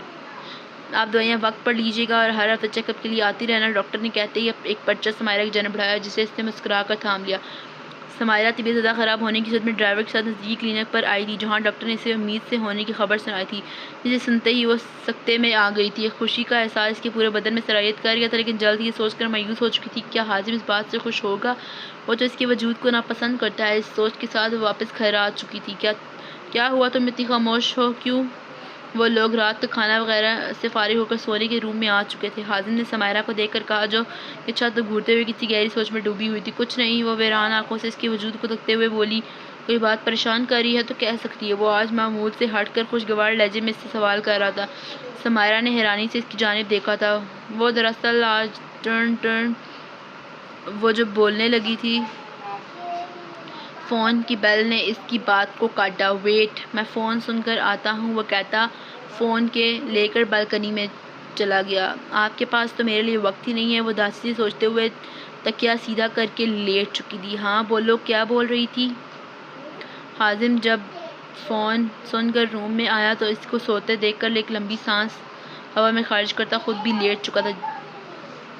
آج گیسٹ آ رہے ہیں تو اس حساب سے کھانے وغیرہ کی تیاری کر لینا۔ گھر کے عام لباس میں ملبوس حازم نے کچن میں کام کرتی سمائرہ سے کہا، جی بہتر، آپ مجھے بتا دیں کتنے گیسٹ ہیں اور مینیو میں کیا کیا رکھنا ہے تو میں اس حساب سے بنا لوں گی۔ وہ بھاپ اٹھتی گرم گرم کافی حازم کے سامنے رکھتی ہوئی بولی، زیادہ نہیں ہے، بس میری بزنس پارٹنر ہے اور ہو سکتا ہے ان کے ساتھ ان کی اسسٹنٹ بھی ہو، سو اسی حساب سے 3-4 ڈشز بنا لینا۔ جی آپ پریشان نہ، میں بنا لوں گی۔ کمرے کی کھڑکی سے پڑتی سورج کی کرنیں اس کے حسین چہرے پر پڑ رہی تھیں۔ ان کرنوں سے بچنے کے لیے اس نے سائڈ پر رکھا کشن کروٹ بدلتے ہوئے اٹھا کر چہرے پر رکھا، جس سے اس کے ہاتھ اپنے تکیے کی بائیں جانب رکھی کسی ٹھوس چیز سے ٹکرایا۔ پہلے تو اسے کچھ سمجھ نہیں آئی، لیکن حواس بیدار ہوتے اس کے چہرے پر ایک دل فریب مسکان آئی تھی، جسے سمجھ چکی ہو کیا چیز ہے۔ ہاں، وہ اس کی محبت دیوانگی اسیر تھی، اس کے خوابوں کے شہزادگی جو عنقریب اس کا ہونے والا تھا، لیکن ایسا صرف اس کو لگتا تھا۔ لیکن قسمت میں کیا لکھا ہے وہ صرف قسمت لکھنے والا جانتا ہے۔ سمائرہ جب ناشتہ وغیرہ سے فارغ ہو کر کمرے میں آئی تو حیرت کی زیادتی سے اس کا منہ کھل گیا، کیونکہ پورا کمرہ لنڈے بازار کا منظر پیش کر رہا تھا، کیونکہ حازم الماری کے تمام کپڑے بکھیرے بیٹھا تھا۔ اس کے لیے یقین کرنا مشکل ہو رہا تھا، ہر چیز کو اتنی نفاست سے رکھنے والا حازم آج کمرے کا یہ حال کیے بیٹھا ہے۔ کچھ یاد آتے ہی وہ جلدی سے الماری کی جانب آئی اور ڈراز کو لاک لگا دیکھ شکر کا سانس لیتا اس نے۔ یہ کیا کیا آپ نے؟ وہ حیران پریشان کھڑی سے سوال کرتے ہوئے بولی، یار میں نے کون سا شوق سے کیا ہے، میری رویل بلو کلر کی شرٹ نہیں مل رہی۔ اوف، وہ تو میں نے چھت پر سکھانے کے لیے ڈالی ہے، آپ نے ایک مرتبہ پوچھ تو لیا ہوتا، آپ ایک مرتبہ مجھ سے پوچھ تو لیتے، میں نے کتنی محنت سے کل الماری سیٹ کی تھی۔ اور آگے بڑھ کر کپڑے سمیٹنے لگی۔ اسے چھوڑو، وہ اس کا ہاتھ تھامتے ہوئے بولا، میرا مطلب ہے کہ اسے بعد میں کرنا، پہلے جا کر میری شرٹ لاؤ۔ وہ جلدی سے اس کا ہاتھ چھوڑتے ہوئے بولا۔ وہ بنا کچھ کہے اوپر سے شرٹ لا کر اسے پریس کرنے لگی اور پھر الماری میں ایسے ہی کپڑے ڈال کر اسے بعد سیٹ کرنے کا سوچ کر کچن میں کھانا بنانے چلی گئی۔ کچن میں آ کر جلدی اس نے پاستا اور بریانی کے لیے مسالہ تیار کیا، ساتھ رائتا اور سلاد بنایا۔ بریانی کو دم لگانے کے بعد اس نے میٹھے میں کسٹرڈ بنایا اور اسے ٹھنڈا ہونے کے لیے فریج میں رکھا۔ کتنی زبردست خوشبو آ رہی ہے۔ تیار ہونے کے بعد حازم کچن میں داخل ہوا جہاں سمائرہ کباب تل رہی تھی۔ سمائرہ نے حازم کی جانے والی تعریف پر مسکرا کر اس کی جانب دیکھا تو اس حسن کے دیوتا پر اس کی نظر منجذب ہو گئی۔ وہ جو حازم کے حسن میں کھوئی تھی، غلطی سے ہاتھ فرائی پان پر لگنے پر اس کی سسکی ابھری، خوبصورت آنکھوں میں یکدم نمی جھلکی۔ دھیان کہاں ہوتا ہے تمہارا، مجال ہے کوئی کام ڈھنگ سے کر لو۔ حازم جلدی سے برنر لیتا اس تک آیا اور اس کا ہاتھ پکڑ کر دیکھنے لگا جہاں جلنے کے باعث ہاتھ لال سرخ ہو رہا تھا۔ ہاتھ جلا کر بیٹھ گئی تاکہ سرونگ نہ کرنی پڑے۔ سمائرہ جو سمجھ رہی تھی کہ وہ اس کی فکر میں بول رہا ہے، لیکن اس کے آخری لفظوں سے اس کو اپنا دل چھلنی ہوتا محسوس ہوا۔ آپ فکر نہ کریں، سرونگ وغیرہ سب وقت پر ہو جائے گا۔ وہ اپنا ہاتھ آرام سے اس کے ہاتھوں سے نکالتے ہوئے بولی اور برنر اپنے ہاتھ پر لگانے لگی۔ اوہ ہاں، وہ جاتے جاتے پلٹا۔ سمائرہ نے سوالی نظر سے اس کی جانب دیکھا، باہر اس خلیے میں مت آ جانا، میں نہیں چاہتا کسی کے سامنے میری انسلٹ ہو، وہ کہتا باہر کی جانب قدم بڑھانے لگا، جبکہ سمائرہ ہاتھ پر برنر لگا کر کباب کی جانب متوجہ ہوئی، جو کہ ان کے مکالمے کے دوران کافی حد تک اس کے دل اور نصیب کی مانند جل چکا تھا۔ ڈارک اورنج جینس پر ملٹی رنگ کا کرتا پہنے، گلے میں اسٹالر ڈالے، وہ خود پر مہنگے پرفیوم کی بارش کیے وہ اپنی چمچماتی گاڑی میں بیٹھ کر حازم کے گھر کی جانب روانہ ہوئی، جہاں اس پر ایک ناقابل یقین راز آشکار ہونا تھا۔ صاحب، آپ کی مہمان آ چکی ہے۔ ملازمہ نے اس کو آ کر رباب کے آنے کی اطلاع دی۔ آپ انہیں سٹنگ روم میں بٹھائیں، میں آتا ہوں۔ جی، ملازمہ کہتی جا چکی تھی۔ شیشے میں سے خود پر ایک طائرانہ نظر دوڑائے اپنے بالوں اور کوٹ کو سیٹ کرتا وہ باہر کی جانب چل دیا۔ گڈ آفٹر نون مسٹر رباب، اس نے کمرے میں داخل ہوتے ہی اس سے مصافحہ کرتے ہوئے کہا، جس پر رباب نے بھی اس خوش شکل نوجوان کے سراپے پر ایک نظر ڈال کر مسکرا کر جواب دیا۔ مسٹر حازم، پروجیکٹ کے بارے میں کیا خیال ہے؟ وہ جوس کا سپ لیتے ہوئے بولی، جو کہ سمائرہ نے ملازمہ کے ہاتھ بھجوایا تھا۔ آپ تھوڑا ایزی ہو جائیں، پھر ڈسکشن سٹارٹ کرتے ہیں۔ میں ایزی ہوں، آپ پلیز سٹارٹ کریں۔ Okay miss, as your wish. وہ جب ملاقات کو طویل کرنا چاہ رہا تھا، لیکن رباب کی بات پر اس کے آگے ہتھیار ڈالتے ہوئے بولا۔ اپنا لیپ ٹاپ اور فائل اسٹڈی سے لانے کے بعد اس نے پروجیکٹ کے بارے میں اپنے خیالات رباب سے ڈسکس کیے۔ تقریباً آدھے گھنٹے کی ڈسکشن کے بعد وہ دونوں فارغ ہوئے۔ اتنی دیر میں سمائرہ نے ملازمہ کے ہاتھ کھانا لگانے کا پیغام بھجوایا تو وہ دونوں لنچ کی نیت سے ہال کی جانب روانہ ہوئے۔ ہیو اے سیٹ مسٹر رباب، وہ کرسی دھکیل کر اس کو بیٹھنے کی دعوت دیتے ہوئے بولا، جسے اس نے مسکرا کر قبول کیا، جبکہ ملازمہ کا یہ دیکھ منہ کھل گیا۔ لو بھلا، اپنی بیوی کا خیال رکھا نہیں جاتا اور غیر لڑکیوں کے کیسے آؤ بھگت کر رہا ہے۔ وہ دل میں سوچتے ہوئے بولی، واو مسٹر حازم، آپ کی ملازمہ کے ہاتھوں میں تو بہت ٹیسٹ ہے۔ وہ کباب کی پہلی بائٹ لیتے ہوئے بولی، یہ سب ملازمہ نے نہیں، میری وائف نے بنایا ہے۔ وہ مسکرا کر جواب دیتے ہوئے بولا، جبکہ اس کی بات سن کر رباب کو نوالا اپنے حلق میں پھنستا محسوس ہوا۔ اس کی مسکراہٹ یکدم سمٹی، جسے انجانے میں حازم بھی نوٹ کر چکا تھا۔ وہ اسے خود پر غصہ آ رہا تھا۔ کیا ضرورت تھی وائف کا ذکر چھیڑنے کی؟ Are you married? وہ اپنی حیرت پر قابو پاتے ہوئے بولی۔ یس، وہ سنجیدگی سے بولا۔ اوہ کنگریچولیشنز، مجھے نہیں پتا تھا، وہ بھرائی آواز کے ساتھ بولی تھی۔ اس کے دل کی دنیا یکدم ویران ہوئی تھی۔ ہر چیز سے اس کا دل و چاٹ سا ہو گیا تھا۔ بائی دی وے، آپ کی وائف نظر نہیں آ رہی؟ جی، وہ اوپر روم میں ہے، شاید سو رہی ہیں، وہ شرمندگی سے بولا تھا۔ اس کو سمائرہ پر غصہ آ رہا تھا۔ مطلب یہ لڑکی خود کو سمجھتی کیا ہے؟ Oh it's okay, no issue. Thank you so much for a special and grateful lunch, وہ کرسی سے کھڑے ہوتے ہوئے بولی۔ Oh okay dear, it's mine pleasure, goodbye. وہ اپنی گاڑی میں بیٹھے گھر کی جانب رواں ہو گئی۔ رباب کے جانے کے بعد حازم کمرے میں آیا اور غصے سے سمائرہ کی جانب بڑھا جو کہ الماری کے کپڑے سیٹ کر رہی تھی۔ تم سمجھتی کیا ہو خود کو؟ بہت زیادہ ایٹیٹیوڈ ہے تم میں، وہ احتشال کے عالم میں اس کا ہاتھ پکڑ کے اپنی جانب گھماتے بولا۔ آج تمہاری وجہ سے مجھے رباب کے سامنے شرمندگی اٹھانی پڑی، کتنا ایمبیرس فیل کر رہا تھا میں۔ کیا ہو جاتا اگر تم تھوڑی دیر کے لیے نیچے آ جاتی؟ تمہیں نظر نہیں لگ جانی تھی؟ مسئلہ کیا ہے آپ کے ساتھ؟ آپ آج ایک مرتبہ بتا دیں، کبھی آپ کو میری ڈریسنگ کا ایشو ہوتا ہے، کبھی اپنی امیج کا۔ اس لیے نہیں آئی تھی کہیں آپ کو مجھ جیسی ٹپیکل لڑکی کی وجہ سے اپنی ہائی کلاس سوسائٹی میں شرمندگی نہ اٹھانی پڑے۔ وہ اس سے اپنا چھڑواتے کمرے سے نکلتی چلی گئی، جبکہ پیچھے حازم غصے سے پیچ و تاب کھاتا رہ گیا۔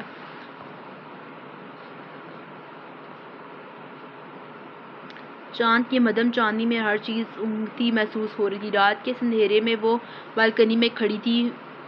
آج تو دوپہر کی حازم کی بات سن کر اس کی خواہش انگلش مایوسی کے اندھیروں میں گم ہو گئی تھی۔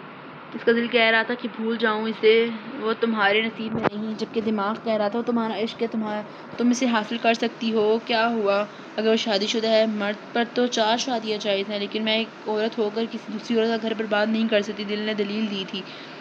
تم بھی کسی کا گھر برباد نہیں کر رہی، تم نے صرف اپنی محبت کو حاصل کرنا ہے۔ ویسے بھی محبت اور جنگ میں ہر چیز جائز ہے۔ دماغ میں دل کی بات کو پرے دھکیلا تھا۔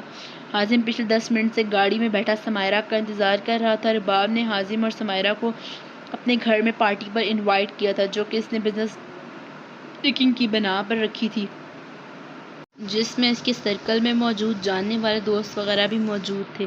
گاڑی کے اس پار سے اس کو سمائرہ اپنی جانب آتی نظر آئی۔ اس کو دیکھ کر اس کے ماتھے کی شکنوں میں اضافہ ہوا تھا۔ یہ کیسی ڈریسنگ کی ہے تم نے؟ کوئی ڈھنگ کا ڈریس نہیں ہے تمہارے پاس؟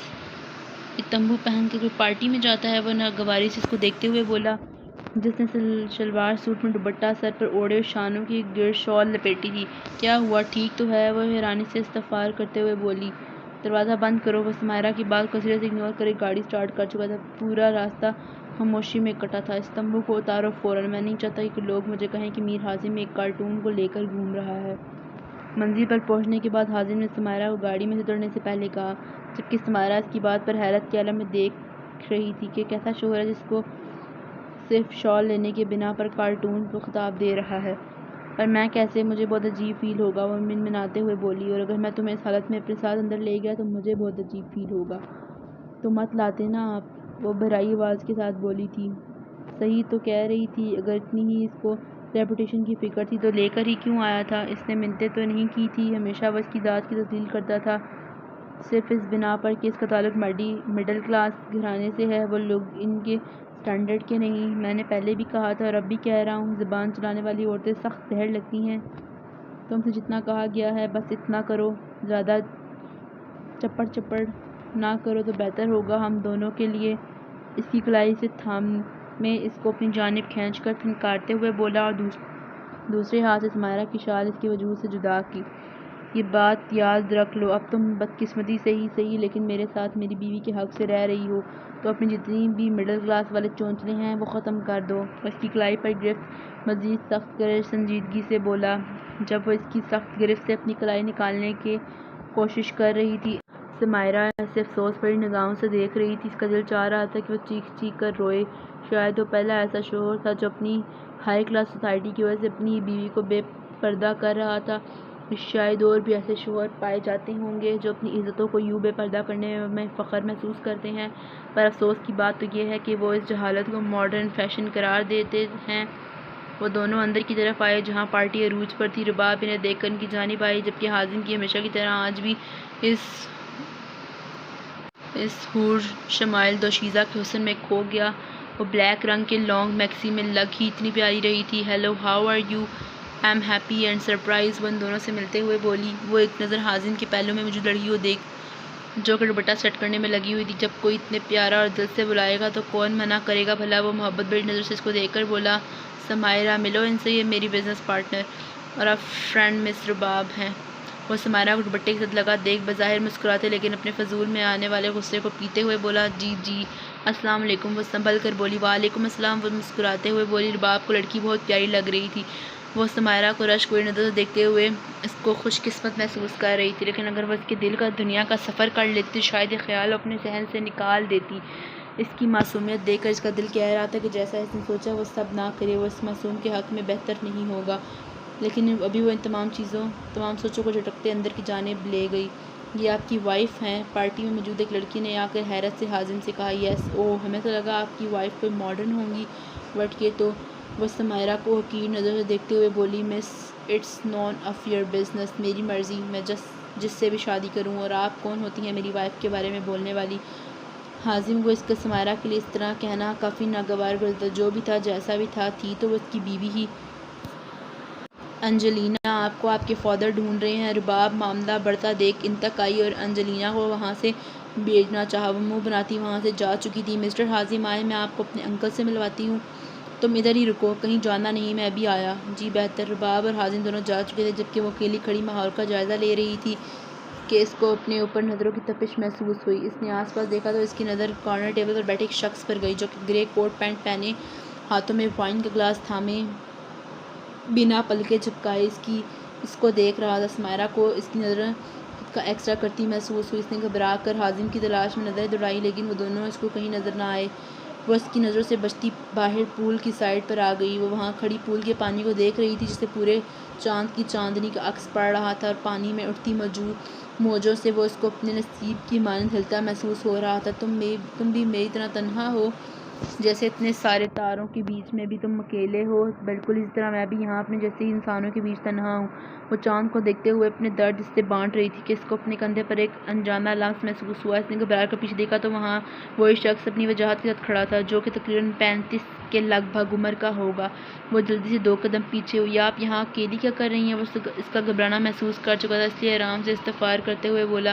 وہ بنا جواب دیے واپس جانے لگی کہ یکدم اس کا پاؤں مڑا۔ اس سے پہلے کہ وہ گرتی، اس شخص نے جلدی سے اپنا ہاتھ آگے کیا جس سے وہ اس کی باہوں میں قید ہوئی۔ دونوں کی دھڑکنیں یکدم تیز ہوئیں، ایک کی محبت سے جبکہ دوسرے کی خوف اور غصے سے۔ حازم جو سمائرہ کو ڈھونڈتے ہوئے باہر آیا تھا اس کو کسی غیر مرد کی باہوں میں دیکھ کر غصے سے سوا نیزے پر جا پہنچا۔ وہ جلدی سے ان تک آیا اور کھینچ کر ان کو الگ کیا۔ How dare you touch my wife, وہ اس کا کالر کھینچتے ہوئے بولا، جبکہ لفظ وائف پر وہ حیرت سے سمائرہ اور حازم کی جانب دیکھ رہا تھا۔ زندگی میں پہلی بار اس کا دل جس لڑکی پر آیا تھا اور وہ بھی شادی شدہ۔ آئی ایم سوری، میں تو جسٹ ان کی ہیلپ کر رہا تھا، اگر میں نہیں پکڑتا تو وہ پول میں گر جاتی۔ وہ صفائی دیتے ہوئے بولا، تو گر جانے دیتے۔ حازم، سمائرہ نے خوف سے لبریز چہرے کے ساتھ اسے پکارا۔ اس نے گھور کر اس کی جانب دیکھا اور چلا کر بولا، shut up Mr Salman, it's last warning for you. وہ انگلی اٹھاتے ہوئے بولا۔ وہ کھینچ کر سمائرہ کو لیتا وہاں سے نکلتا چلا گیا اور سیدھا لا کر اس کو گاڑی کے ساتھ پن کیا۔ بہت شوق ہے تمہیں غیر مرد کی باہوں کا ہار بننے کا؟ اس کے جبڑے کو دبوچتے ہوئے بولا۔ نہیں، میں نے جان بوجھ کر نہیں، وہ اٹک اٹک کر بولتی جبکہ ظالم آنسو نہ چاہتے ہوئے بھی آنکھوں سے پھسلے تھے۔ ویسے تو بہت پارسا بنتی ہو، اب کہاں گئی تمہاری وہ پارسائی؟ آپ میری… shut up, just shut up, وہ دھاڑتے ہوئے بولا۔ خوف سے اس نے اپنی آنکھیں میچی تھی، اپنے بالوں میں ہاتھ پھیرتا وہ خود کو پرسکون کرنے کی کوشش کر رہا تھا۔ رہ کر اس کو وہ لمحہ یاد آ رہا تھا جب سمائرہ سلمان کی باہوں میں تھی۔ وہ تو اس سے نفرت کا دعوے دار تھا، پھر اسے کیوں برا لگ رہا تھا؟ کہتے ہیں نکاح کے بعد اپنے محرم سے محبت ہو جایا کرتی ہے، بس اسے سمجھنا صرف انسان کو خود چاہیے۔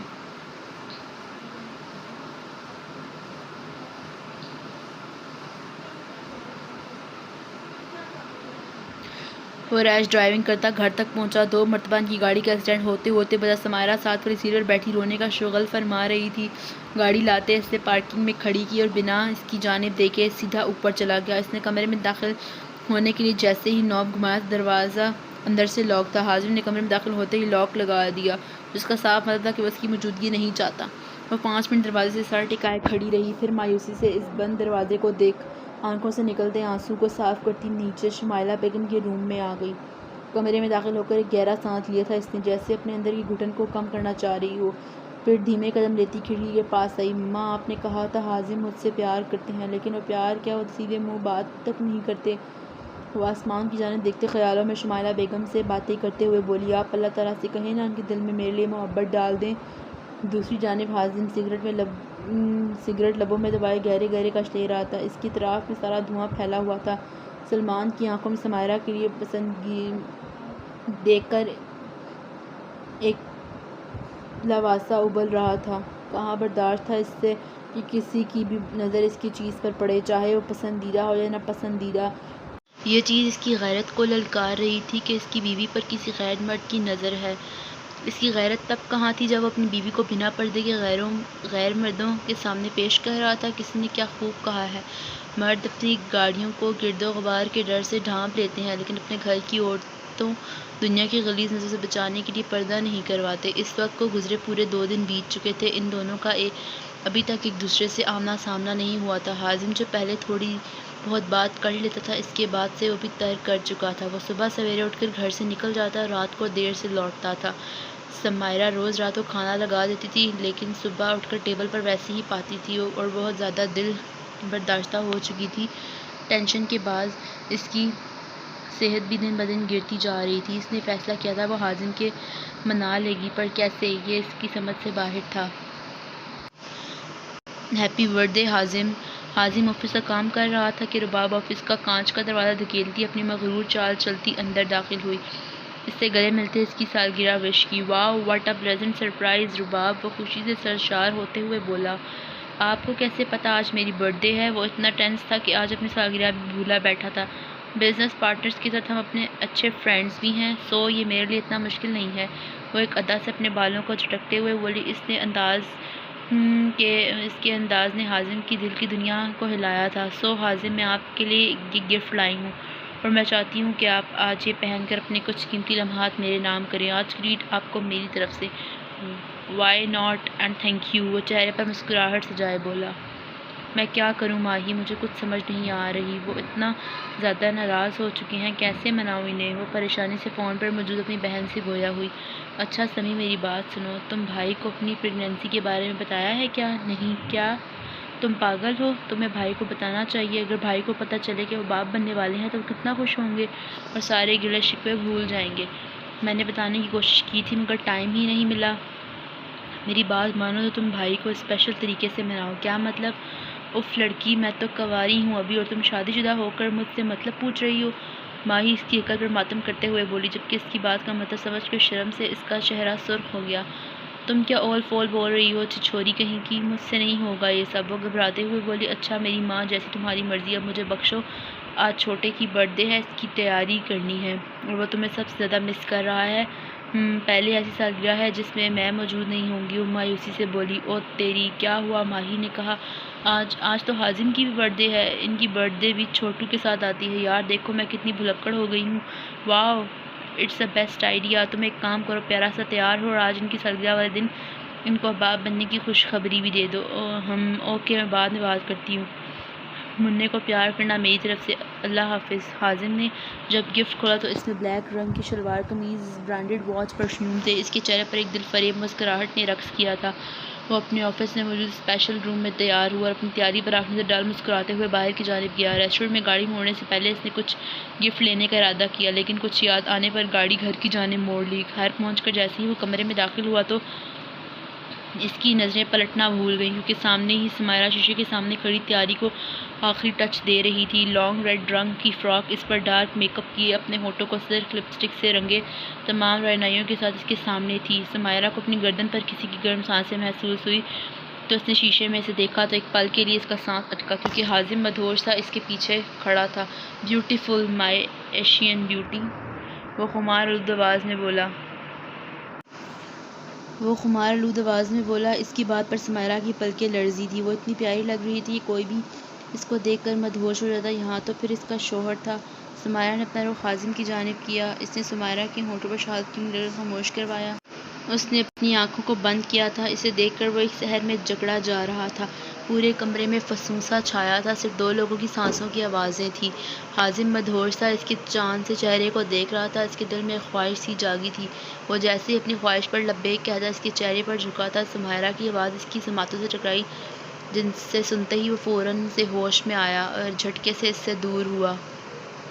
ہیپی برتھ ڈے حازم، وہ آنکھیں بند کرتے ہوئے بول رہی تھی کہ یکدم زوردار جھٹکا لگنے کے باعث کو پیچھے ڈریسنگ ٹیبل کی جانب گری تھی۔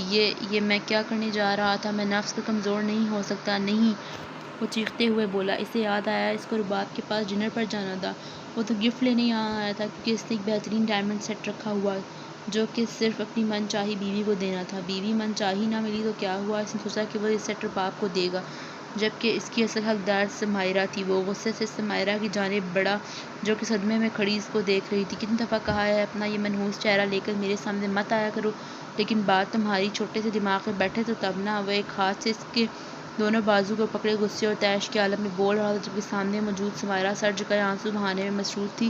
یہ سب کر کے تم مجھے اپنے اس حسن کا گرویدہ نہیں کر سکتی۔ جانتا ہوں میں تم جیسوں کو، جو مردوں کو اپنے اس حسن کے جال میں پھنسانے کی کوشش کرتی ہیں، پر افسوس میں تمہارے اس جال میں پھنسنے والا نہیں ہوں۔ ختم کرو یہ سب تماشے۔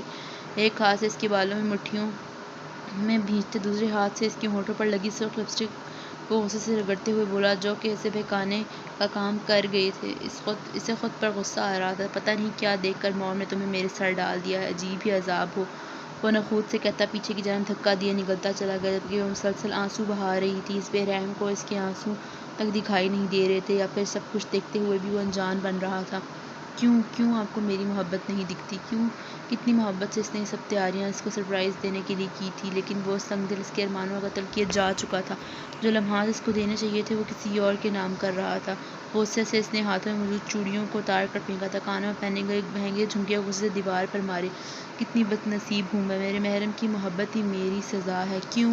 وہ چیختے ہوئے بول رہی تھی۔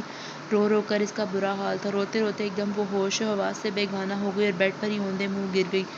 حازم جب رات گئے ایک حسین شام رباب کے ساتھ گزار کر گھر پہنچا تو ایک جھٹکا سا لگا اس کو، کیونکہ کمرے میں سمیرہ بے ترتیب حلیے میں اوندے منہ بیڈ پر لیٹی تھی۔ دوپٹہ اس کا زمین پر گرا اپنی ناقدری پر رو رہا تھا، جبکہ چوڑیاں کو زمین پر گری کچھ بیڈ پر۔ جاہل لڑکی، نخوت سے کہتا کپڑے لیے چینج کرنے چلا گیا۔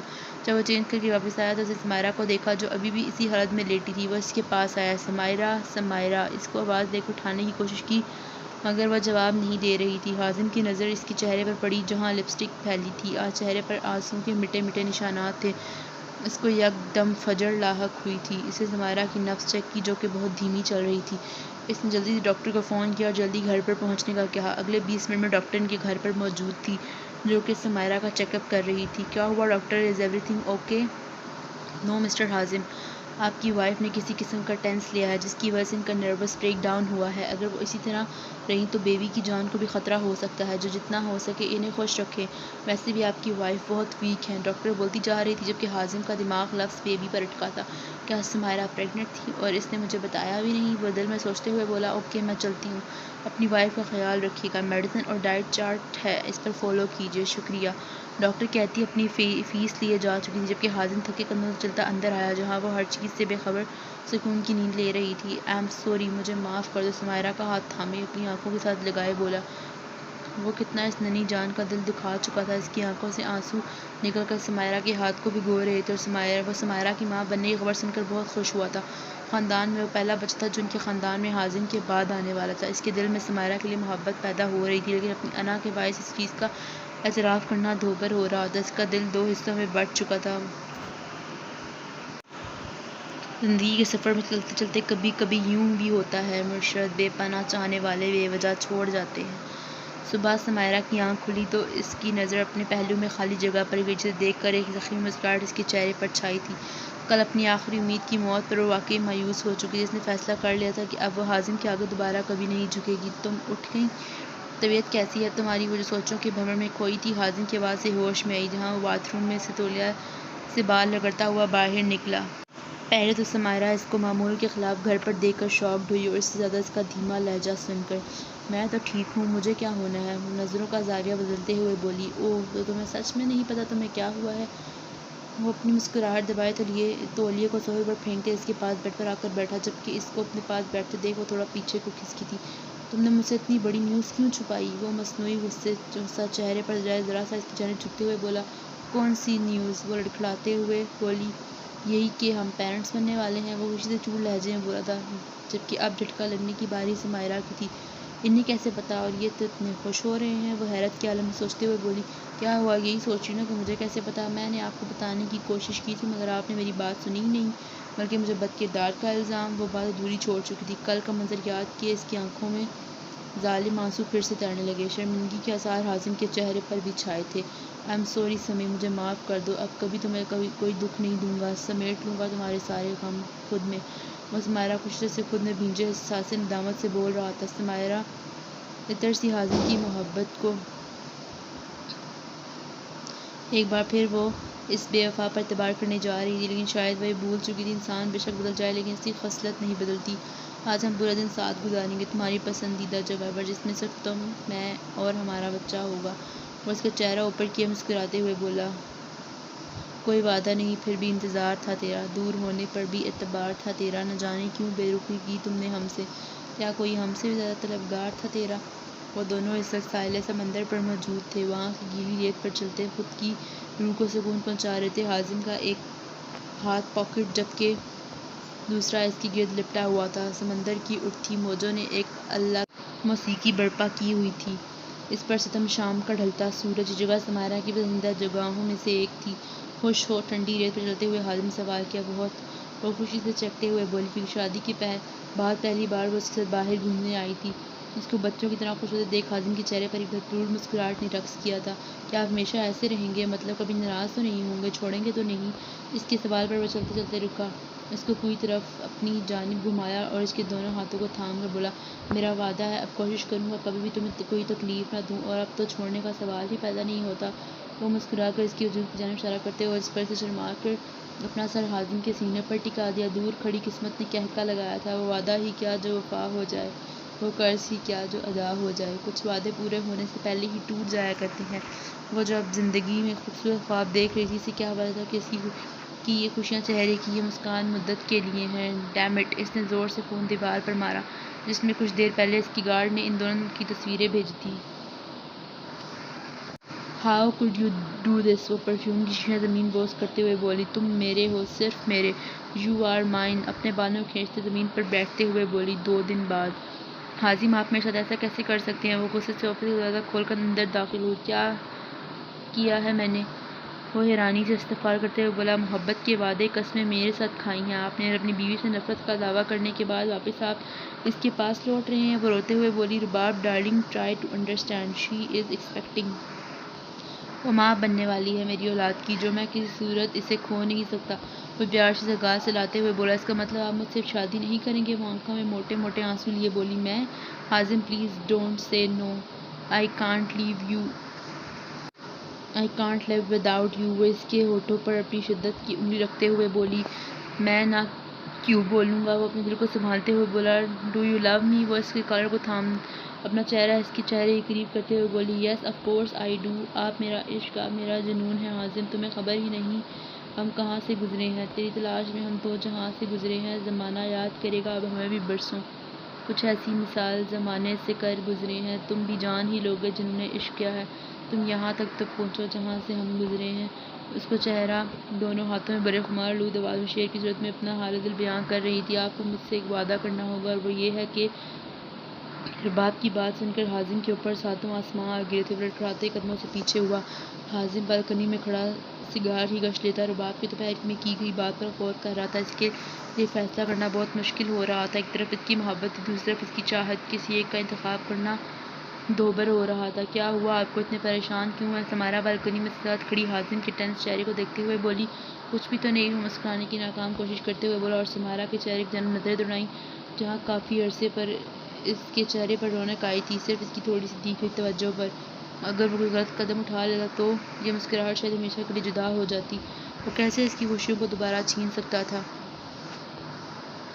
سمائرہ کی پریگنینسی کو پورے 6 ماہ بیت چکے تھے۔ ان سارے ماہ میں حازم نے اس کا ہر طرح سے خیال رکھ کر خوش رکھنے کی کوشش کی تھی، جبکہ حازم کو سمائرہ کے ساتھ خوش دیکھ کر رباب جل بھن رہی تھی اور کسی ایسے موقع کی تلاش میں تھی جس سے وہ حازم کو ہر طرح سے اپنا بنا سکے، اور آج شاید قسمت اس پر مہربان ہونے والی تھی۔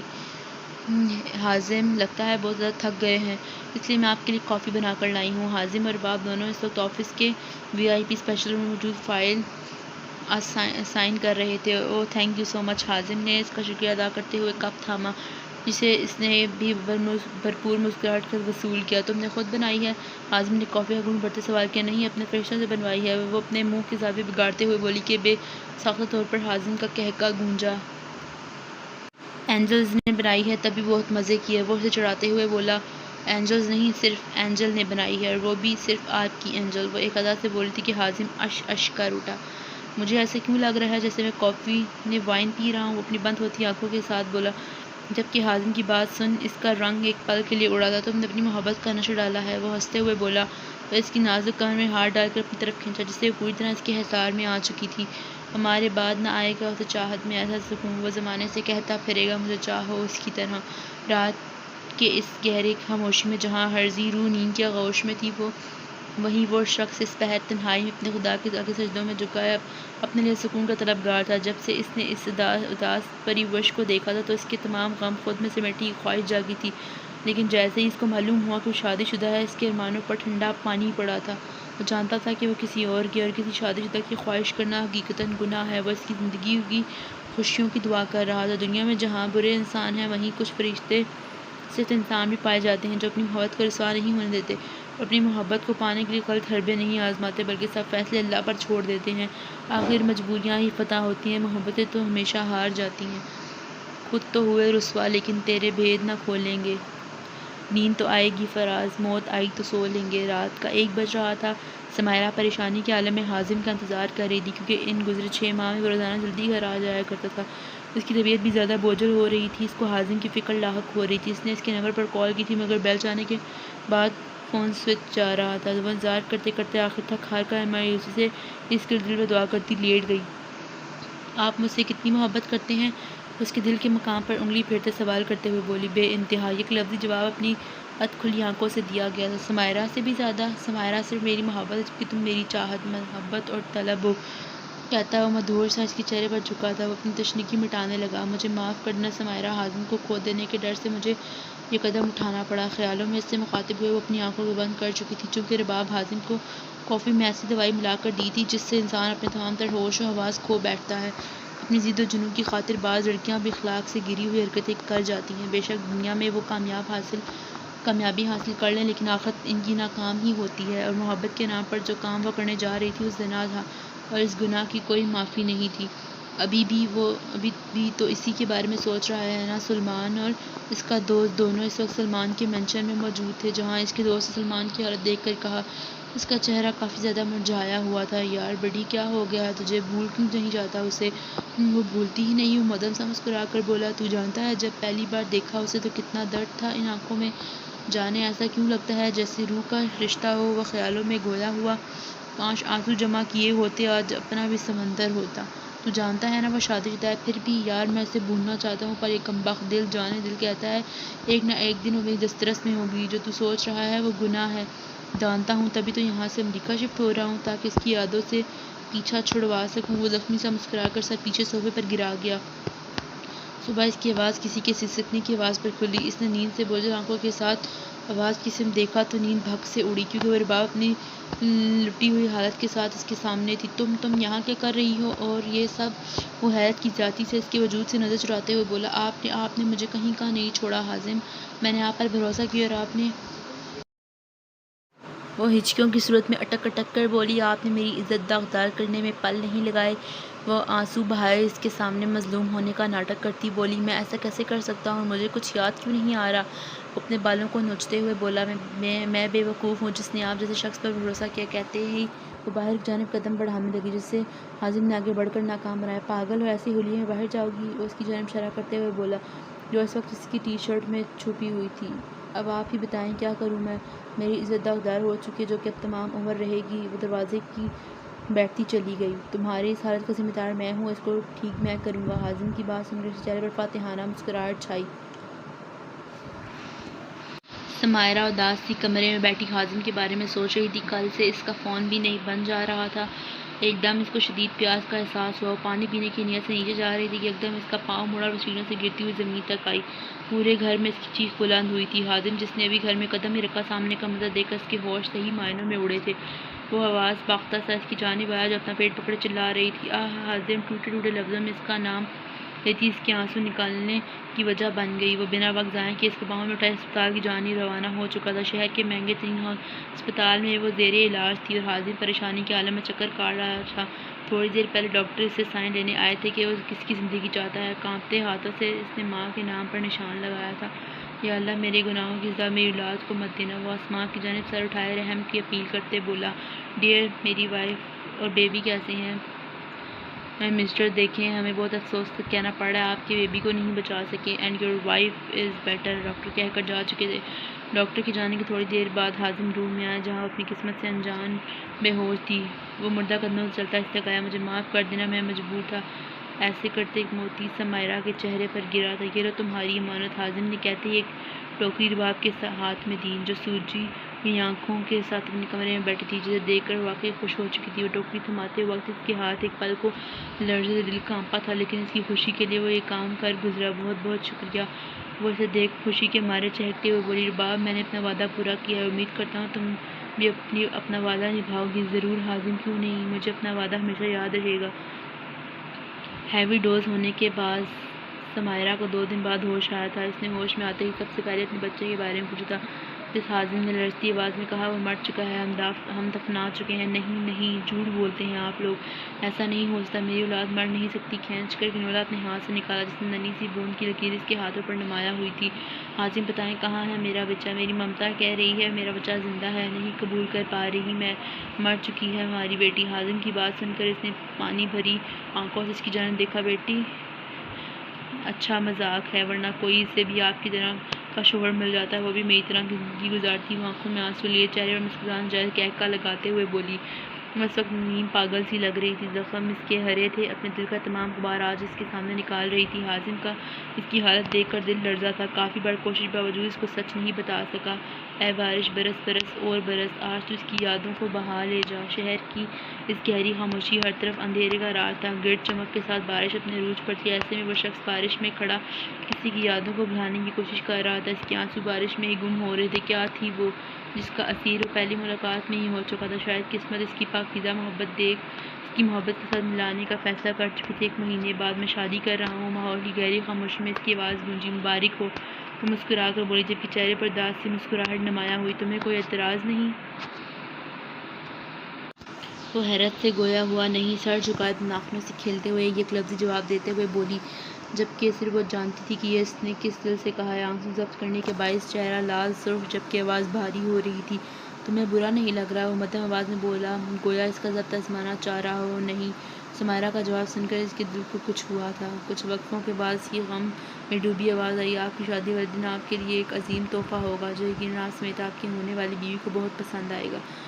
سمائرہ، تم نہیں جانتی میری خواہش کے ساتھ ایک مجبوری بھی ہے، اگر یہ میں نے نہ کیا تو میں خود کو کبھی معاف نہیں کر سکوں گا۔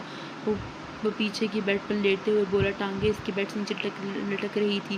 آج دوپہر میں حازم کے پاس رباب کی کال آئی تھی جس میں اس نے اپنے امید سے ہونے کی خبر سنائی تھی اور اس سے یہ بھی کہا تھا کہ جلد سے جلد اسے شادی کر لے، ورنہ جب حقیقت دنیا کے سامنے آئے گی تو دنیا والوں نے کچھ بھی ہو جائے اس کے بچے کو ناجائز ہی کہنا ہے۔ اس کی بات سنتے اس کو اپنے ضمیر پر بوجھ پڑتا محسوس ہوا۔ میری محبت کی داستان ختم ہو چکی ہے، جنازے کا اعلان بعد میں کیا جائے گا۔ رباب اور حازم کا نکاح موقع کی مناسبت کے مطابق سادگی سے رکھا گیا تھا۔ سمائرہ کا دل خون کے آنسو رو رہا تھا۔ کتنا دوبر ہوتا ہے شوہر کو کسی اور کو سونپنا، اور شوہر بھی وہ جو آپ کی بچپن کی محبت ہو۔ وہ اپنی آنکھوں کے سامنے اسے کسی اور کا ہوتے دیکھ رہی تھی۔ کیسی قسمت پائی تھی اس داسی نے، پہلے اولاد کھوئی پھر شوہر۔ آنسو تو اتر کا اس کا چہرہ بھگو رہے تھے جیسے اس کو حازم کی آواز مائک پر سے سنائی دی، قبول ہے، کاش آنسو جمع کیے ہوتے، آج اپنا سمندر ہوتا۔ قبول ہے، اب تو رونے سے بھی دل دکھتا ہے، شاید اب ہوش ٹھکانے آئے ہیں، قبول ہے۔ یہ وہ آخری الفاظ تھے جو اس نے ستمگر کے سنے تھے۔ وہ پیچھے مڑا ایک نظر دیوار کی اور سے اس کی جانب دیکھتی وہاں سے نکلتی چلی گئی۔ وہ چھوڑ آئی تھی اس گھر کو جس میں اس کا شوہر اپنی آپ کسی دوسری عورت کو سونپ چکا تھا۔ وہ رات کے وقت سنسان سڑک پر چل رہی تھی۔ وہ نہیں جانتی تھی کہ اس نے کہاں جانا ہے۔ اپنے خیال میں وہ جا رہی تھی کہ سامنے تیزی سے آتی گاڑی کو نہ دیکھ سکی، جس سے ٹکرانے کے باعث وہ اڑتی ہوئی دور جا گری۔ میں کوشش کروں گا کہ اب تمہیں کبھی کوئی دکھ نہ دوں۔ ہوش کھونے سے پہلے یہ آخری الفاظ تھے جو اس کو سنائی دیے تھے۔ سلمان، جو گاڑی ڈرائیو کر رہا تھا، اپنی گاڑی سے کسی کو ٹکراتے دیکھ وہ جلدی سے باہر نکلا اور فوراً اس کی طرف بڑھا، جو کہ خون سے لت پت وجود کے ساتھ اس کے سامنے تھی۔ اسے دیکھ کر سلمان کو اپنا کلیجہ حلق کو آتا محسوس ہوا۔ اس نے اس پری سے ملنے کی خواہش کی تھی، مگر ایسی ملاقات اس نے خواب میں بھی نہیں سوچی تھی۔ وہ جلدی ہی اسے لیے اسپتال روانہ ہوا۔ وہ اسے اسپتال لیے روانہ ہوا۔ اس کو اٹھانے کے بعد سلمان کے کپڑوں پر بھی خون لگ چکا تھا۔ سمائرہ کو جلدی سے ایمرجنسی میں لے جایا گیا۔ اندر وہ اپنی زندگی اور موت کی جنگ کھیل رہی تھی۔ باہر سلمان روتے ہوئے خدا سے اس کی زندگی مانگ رہا تھا۔ ڈاکٹر پیشنٹ کو ایک گھنٹے بعد ڈاکٹر کو باہر نکلتا دیکھ کے جانب بڑھا، جس پر ڈاکٹر نے اسے اپنے کیبن میں بلایا۔ وہ خوفزدہ سا اپنے قدم ڈاکٹر کے روم کی جانب بڑھا۔ وہ دیکھیں مسٹر سلمان، ہمیں افسوس کے ساتھ کہنا پڑ رہا ہے کہ ہم آپ کی وائف کو بچا نہیں سکے۔ شی از نو مور۔ ڈاکٹر کی بات سن وہ زلزلوں کی زد میں آیا تھا۔ اس کا دماغ پوری طرح معاف ہو چکا تھا۔ ہائے واقعی سفید لباس، چیخیں، صدمہ، چارپائی، جنازہ، زندہ لاش۔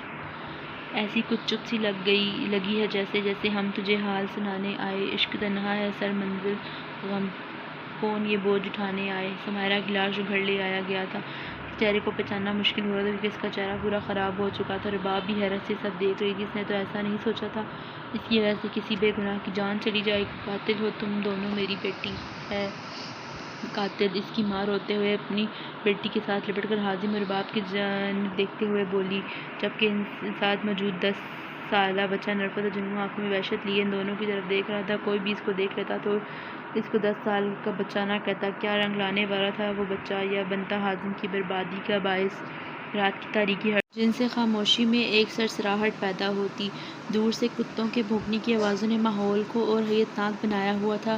ایسے میں وہ شخص رات کے اس پہر اپنی مطلوبہ قبر کے پاس بیٹھا، ہر چیز، ہر خوف کو بلائے طاق کے قبرستان میں بیٹھا، اپنے کیے تمام تر ظلم، ناانصافی کو یاد کرتا اشک بار تھا۔ پر اب آنسو بہانے کا کیا فائدہ ہے، کیونکہ وقت بیت چکا تھا۔ معاف کرنے والی جا چکی تھی۔ بے وفائی کا غم، محبت نہ ملنے کا غم اور بھی بہت سے غم اپنے ساتھ قبر میں لیے جا چکی تھی، جبکہ مقابل کے لیے پیچھے تحفے میں ایک چیز، ایک احساس چھوڑ چکی تھی جو آخر تک اس کے ساتھ رہنا تھا، پچھتاوا۔ سمائرہ! پورے شہر خاموشہ میں اس کی آواز گونجی تھی۔ سر، آپ کی فلائٹ کینسل کر دو، وہ لال انگارہ آنکھوں سے بولا تھا جو کہ رونے کے باعث ہو چکی تھی۔ اور میرا کام ہو گیا کیا؟ اس نے بے تابی سے پوچھا۔ یس سر۔ دونوں کے چہرے پر ایک خوبصورت مسکراہٹ آئی تھی۔ ختم شد۔ جی لسنرز، ہمارا ناول اختتام کو پہنچ چکا ہے اور اسی کے ساتھ امید کرتی ہوں کہ آپ کو پسند آیا ہوگا، اور ملتے ہیں اگلے سیزن کے ساتھ۔ ہمیں اجازت دیں اور خوش رہیں۔